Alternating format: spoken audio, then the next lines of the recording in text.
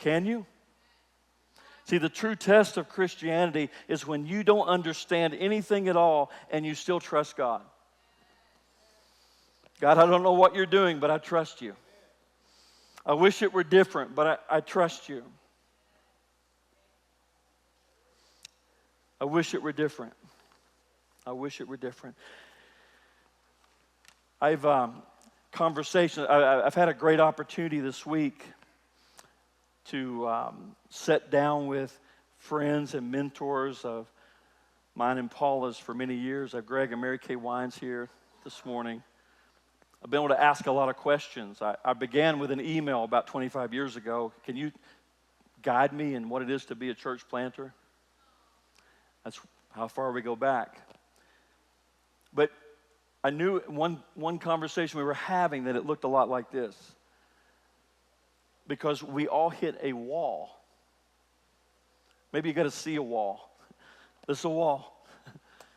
It's hard. I'm not going through that, at least not easily. But I've hit the wall. Some of you have heard that from me before, but once upon a time there was no stage here, there was no concrete floor, and this was a grass field. And I felt really overwhelmed in life. I'd had a good season. There had been a season of joy. And yet, things had gotten really difficult for me personally and also in ministry. And I'm dating back to about 2010. And I'm sitting in this room, and I'm to the point of tears. I'm broken completely. And I'm sitting about over here. So I'm going to again, just so it helps me remember, because there are times that we all need to remember.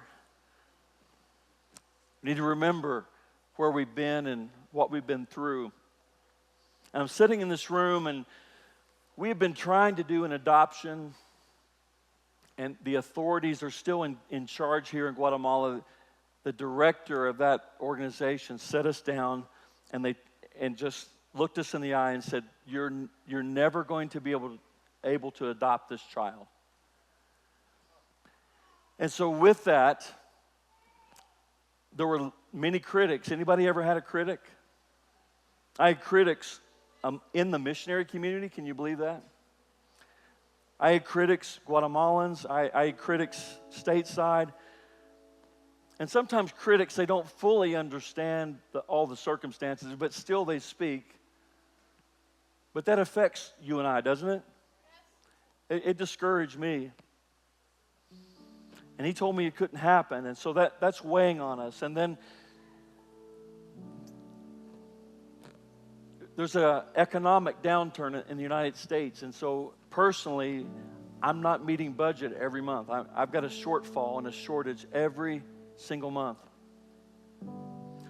I had a great idea. I thought, I'm going to buy this property here. I don't have any money, but I really felt like God wanted us to be here, and He was opening the doors. And so I said, "Hey, give me 5 years and let me find that money." And I had found all the money I could find. And I was still short a lot of money, $250,000 to be exact. And I had no one I could ask to help me personally, I didn't feel like, or to help me in this circumstance of this property and this ministry. And so everything is mounting and everything is against me.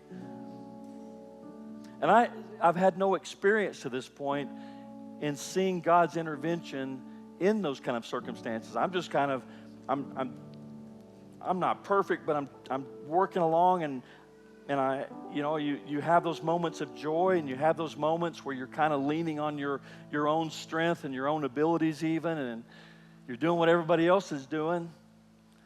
But I felt as low as I could be in this space right here, never dreaming that there'd ever be a gathering like there is today, or that it would look like this, or that ministry could be fun again and there could be joy. I felt overwhelmed. I felt like I was at a wall. I felt like I was in a prison. And I'm questioning, God, where are you? What can you do? What will you do? Will you do for me what you do for others? And I read these verses and I think of the circumstances of John. And He's not the only one in those type of circumstances. You look throughout Scripture, and we could pick a multitude of people today that hit a wall. And in conversations this week with Greg, and reminding me of walls. You see, I'm not the only one to hit a wall. I'm not the only one to hit a wall. And I've hit more than one wall. But you hit a wall, and see, Pete Scazzaro says that 85% of evangelicals who hit the wall, they quit. Only 15%, he says, press through the wall.